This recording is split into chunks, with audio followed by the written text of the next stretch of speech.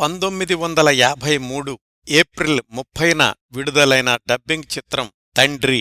ఇది 1952 డిసెంబర్ 24న విడుదలై అత్యంత ఘన విజయం సాధించిన మలయాళీ చిత్రం అచ్చన్ కి డబ్బింగ్ వర్జన్. మలయాళంలో ఈ సినిమా నిర్మించిన ఎక్సెల్ ప్రొడక్షన్స్ వాళ్లే తెలుగులో కూడా అనువాదం చేశారు. నిర్మాత ఎం కుంచాకో, దర్శకుడు ఎంఆర్ఎస్ మణి. ఈ సినిమా పేరుని బట్టి కొంతవరకు కథని పోల్చుకోవచ్చు.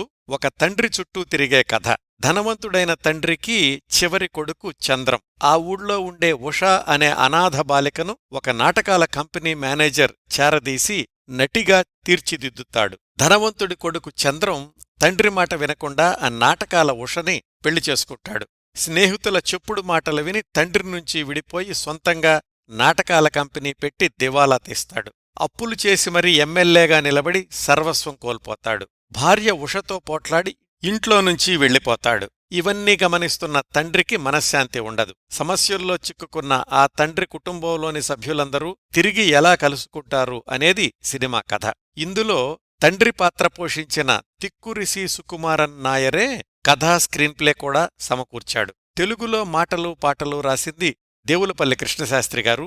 సంగీతం పిఎస్ దివాకర్. ఈ చిత్రంలో చెడు మార్గంలోకి వెళ్లే కొడుకు చంద్రంగా నటించింది ప్రేమ్ నజీర్. ఆయనకు ఇది 3వ మలయాళీ చిత్రం. నిర్మాత ఎం కుంచాకో కొడుకు బొబ్బన్ కుంచాకో చిన్నప్పటి చంద్రంగా నటించాడు.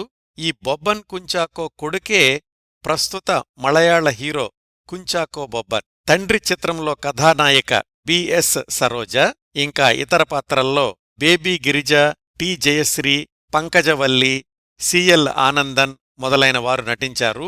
ప్రముఖ మలయాళీ గాయకుడు, నటుడు సెబాస్టియన్ కుంజుకుంజు భాగవతార్ హాస్యపాత్రలో నటించిన ఏకైక చిత్రం ఈ తండ్రి. తెలుగులో తండ్రి చిత్రం బాగానే ఆడింది, కానీ సహజంగానే మలయాళంలో సాధించినంత ఘన విజయం సాధించలేదు.